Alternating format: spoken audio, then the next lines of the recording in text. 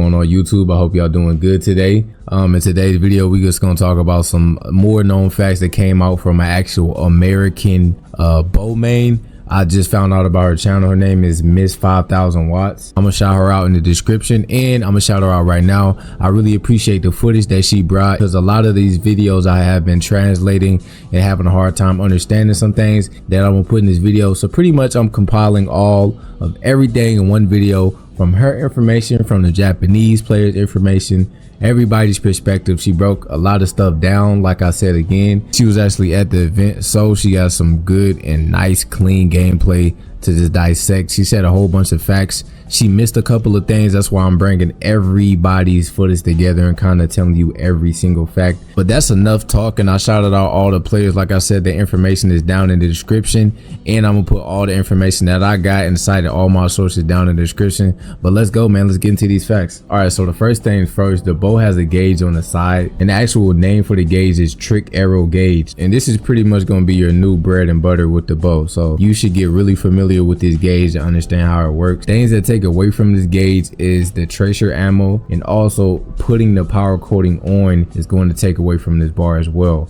The power coating and all the coating you get is infinite. It's confirmed that she confirmed that all of that is actually infinite, so I was right about that. So you do have infinite amount of ammo. You're just going to have to, it's kind of tedious. You're going to have to keep reapplying the coating, and like I said, the coating takes a bar off. But the good thing is you get one back from doing a perfect dodge correctly. Every time you do a perfect dodge, you get the gauge back, and you also can get your gauge back by constantly landing your shots. I did not know that. So you can get your gauge back pretty fast by just sitting there, charging your levels and hitting your shots and dodging, right? And that's not the only benefit from dodging. If you dodge correctly on time, perfect dodge, you not only get your gauge back by 1 bar, you also get a big portion of stamina back. So it's very important to learn how to dodge. On the Japanese players footage, that's one thing that she pointed out that really stuck with me and made me realize that this is a really this is a big change. That's a big step up from the previous bows in the previous games. I really like that incorporation.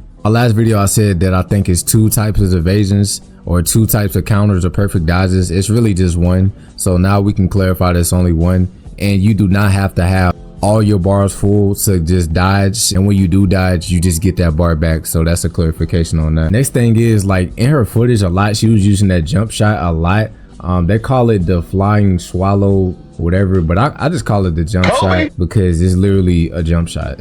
Move in itself is so fluent, and it doesn't take any gauge, nor does it take more stamina than just doing a regular charge step. Her gameplay was actually pretty good to look at, because she's not bad with the bow. She actually mains the bow, so the footage was actually nice, and you can really see, you know, you can implement the jump in a lot of your gameplay and make it look clean and finesse with it. And it's not even just looking clean. At some points, this is just a good move. It's just a good move to reposition, get yourself back together. And the cool thing about the jump is that you can directional jump wherever you want to. If you want to go to the left, the right, forward, back, you can do that. That is amazing in itself. That already just needs its own topic about that. Actually, it's crazy that she made this video, because I literally made a video like, yo, I've seen nobody do it. Next day, like literally somebody is dropping footage where they just spamming the move, and it's so clean, bro. Next thing is that they added exhaust coating back into the game. I know exhaust coating was in Rise, but now it's an actual thing instead of the arc shot in Monster Hunter World, and that's pretty cool. The cool thing is that you're not going to have to waste as many resources and not really carry the night shrooms or the empty files or the empty coding files to make it on a hunt and keep going back to camp to, you know, constantly go back and get your ammo. You're not going to have to do that because you have an infinite amount of ammo. So, and you're going to save a lot of money because you don't have to buy power coding. It just naturally comes in and it's infinite. So that's a good thing. Another cool implementation is that a lot of these buttons are different. One of my favorite implementations that they added in is that the arc shot is way different from the quick shot. I know in World, a lot of bow mains, if you really are a bow main, you know that was annoying. because every time that you're trying to just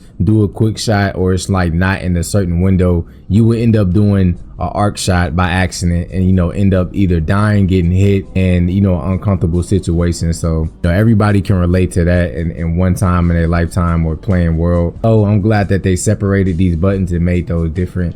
One other thing that caught my eye that she kept clarifying over and over again is that the tracer arrow really is for like breaking parts. So when she was doing a hunt, usually she would just try to focus on a certain part and then do the tracer ammo to target the certain part of the monster that she wanted to, you know, break the parts off of. So, you know, farming for parts will be a little bit easier with the bow, especially because we got the tracer arrow. So I think that'll be cool. One thing I did not know is that there's two type of dragon piercers. So there's one that's fast and there's one that's really slow. The one that's slow is the one where you just do standing, not doing anything, kind of just standing there. You just do a dragon piercer. That's going to take, you know, 10 to 20 business days. But if you actually do a dragon piercer within a combo, cancel out the combo and just do a dragon piercer, that is actually way faster than just doing a regular dragon piercer. So I like that they implemented that and kind of just trying to implement the kind of just do more combos along with the dragon piercer, so giving you a shorter window as a reward for doing a combo instead of just doing it and spamming it. So yeah, I think that's pretty cool as well. The actual arc shot that you do in world, it was a whole bunch of rocks, you know, but in this game it's actually arrows that rain down from the ground, or not rain down from the ground, but they rain down from the air. So you do the arc shot instead of rocks, it's arrows. And the cool thing is that some of the arrows stick into the monster potentially. That'll help you just do a focus strike or just keep it in for, you know, the big bang focus strike attack that you do, you know, once you got a wound or something. So that'll just to help the overall damage once you do that finishing move. So if you do a tracer and then try to do an arc shot, the arc shot is not going to home in on the target, which is kind of disappointing. But if it did that, that would kind of be really OP, and you can spam that all game. You could argue there's other things that you can spam, but that would be kind of OP. So I kind of understand why they didn't do that. But you cannot home in on an arc shot. So I know it's somebody was probably trying to do that in the back of their head. I was like, oh, you could probably, nope, you can't do it.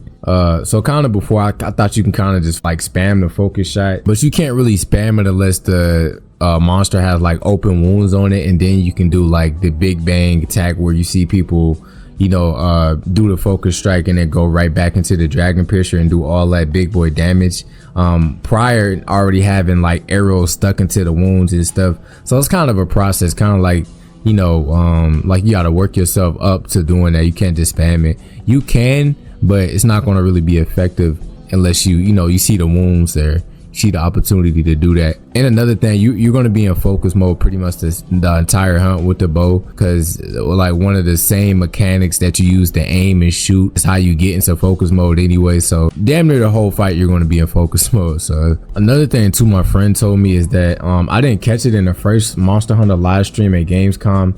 The dude was sitting down eating a barbecue eating, and actually we saw the skill black belt, and black belt is a skill in Monster Hunter World that really helps with your stamina, and it was called black belt low. So potentially it could be a black belt high, he was saying. So I don't really know about that, but that's kind of cool to see. At least that skill is back, and it's seeming like you really don't have to do a lot to get the skill. So if I could eat for that as a bow user, I already know that you know, when I start the game I could eat for black belt and get that stamina boost. That is amazing. So I didn't really catch that, but that was a good catch on my friend. I really appreciate that information.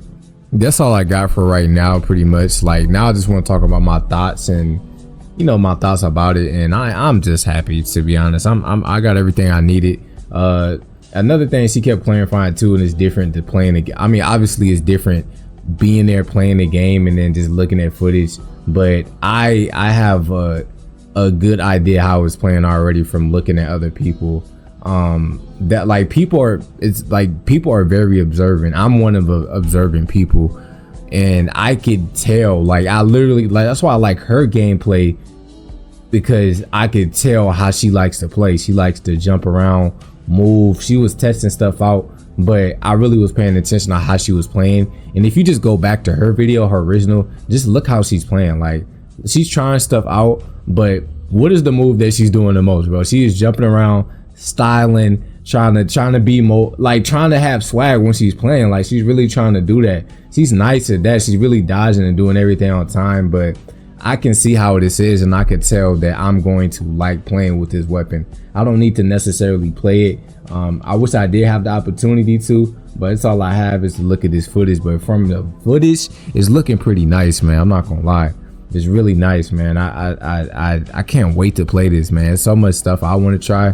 But yeah, that's pretty much it. If anything, look at my old videos just to get updated on the whole process. If I try to put everything in here, might be a couple of things or in my other videos that I missed, but hey, who knows? I try to make this as short as possible, not like long and just drawn out. Try to get to the point. Make sure y'all get updated just like I'll get updated. Every time I learn something new, I just make a video pretty much. I got 3 videos if you want to look at all of them, but most of the important key parts are in this video.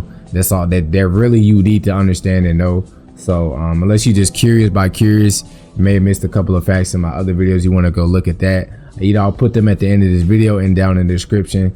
But yeah, man, with that, that's pretty much it, man. I hope y'all doing good. Let me know how y'all feel about the bow in the comments. I really appreciate all the content creators that I'm getting this footage from. You know, I really do appreciate you sharing your footage with us. I know they can only share a certain amount because Capcom, you know, is kind of strict with the rules, but I do appreciate it. Pretty much that's it, man. I'll see y'all later. Have an amazing day. Peace. I'm out.